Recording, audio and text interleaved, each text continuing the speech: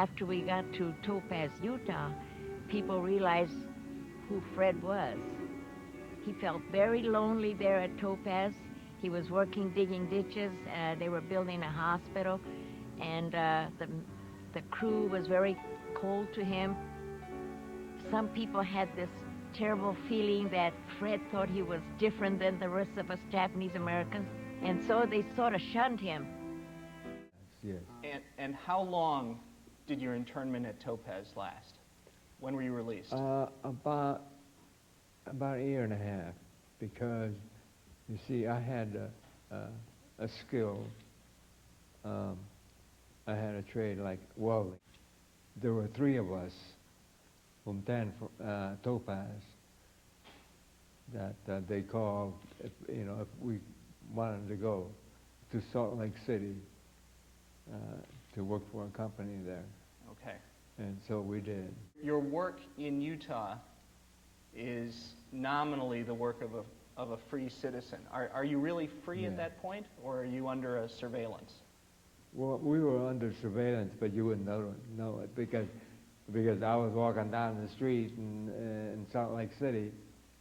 I think I was either going home or going out to dinner, and someone said, "Oh, Fred," and I look around, and I didn't see anybody, any Asians. It was Caucasian, so I knew that.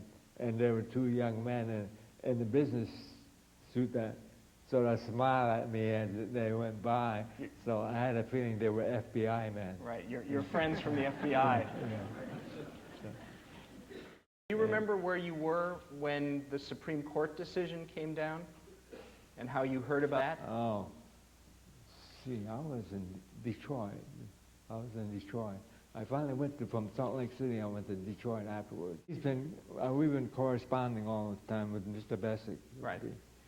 The ACLU attorney, and he told me that it was going into the Supreme Court. And I said, "Well, Dad, now we got it, Right. because it's this Constitution. They're fighting the Constitution, and so." I was waiting to hear from him, and all of a sudden he stopped writing for quite a while. So I finally wrote him, sent him a telegram, and asked what happened. And he finally sent me a letter, and he just said he couldn't explain it, the reason why he lost. Mm-hmm. After they left the relocation center, or I call it concentration camp. It is. It's a fair name. It was. They went back, and whatever they can do to get back into life again, they struggled and so forth, and some went back into business all over again, starting all over again, and some lost. They used to grow strawberries. In fact, strawberries were scarce after all Japanese were interned, because they were the only ones growing strawberries in California. And was there a home to go to? Yes, there was. We had a nursery. The banks took over it. Okay. And they leased it to a gardener while we were gone. So, in fact, the bank was the manager was a very good friend of my dad. So okay.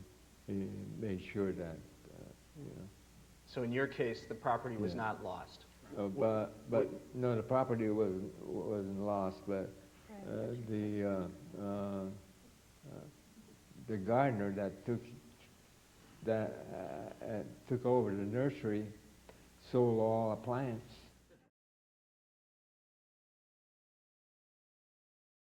Peter Irons called me from Boston at that time, and so I said, "Well, here's another person that just want to know about, or either he was writing a book or something about me." I didn't give any direction on how to get there, and there he was, and he had a beard and everything, and he looked, my goodness, he's distinguished, looked like, my goodness, Jesus was here.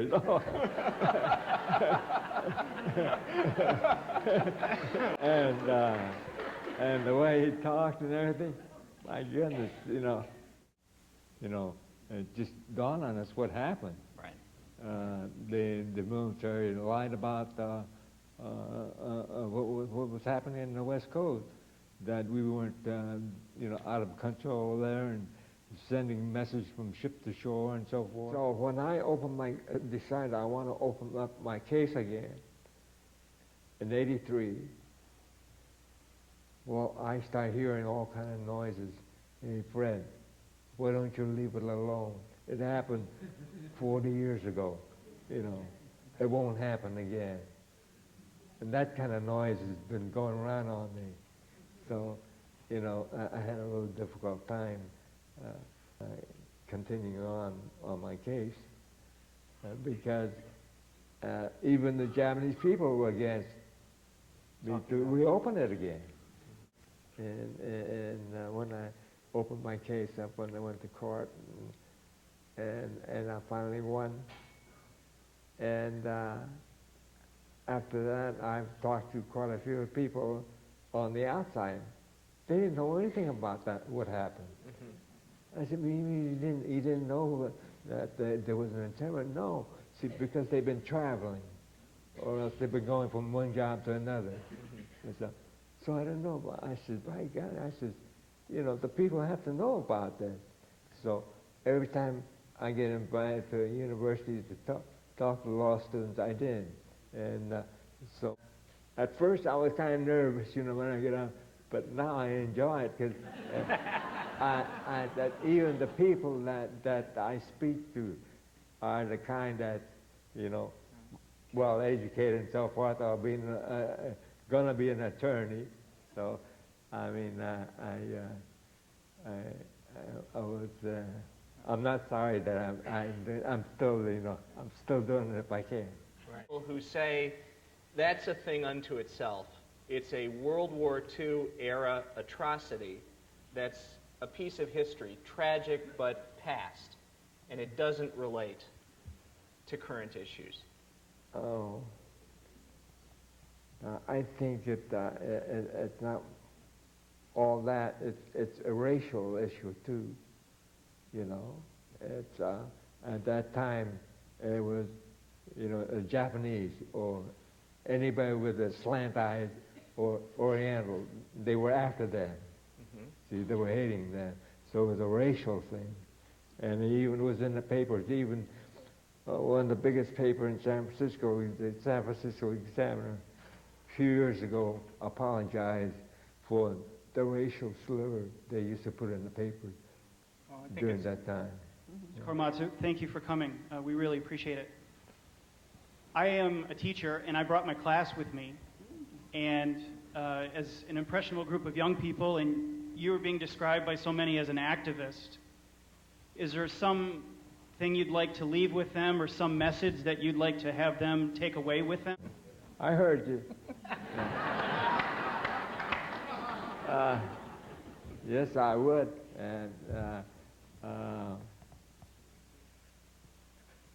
to believe on the Constitution, and also anything that's within rights. If you think you're right, and go along with it, and to fight it, to not to give in. Like I did. I knew, it's against the Constitution what they're doing, and even though like in here, like I say, hey, what we're doing here is wrong, and I don't hear anything about the rest of them. So maybe they're right, and I'm wrong, but I'm going to find out. So stick to your guns.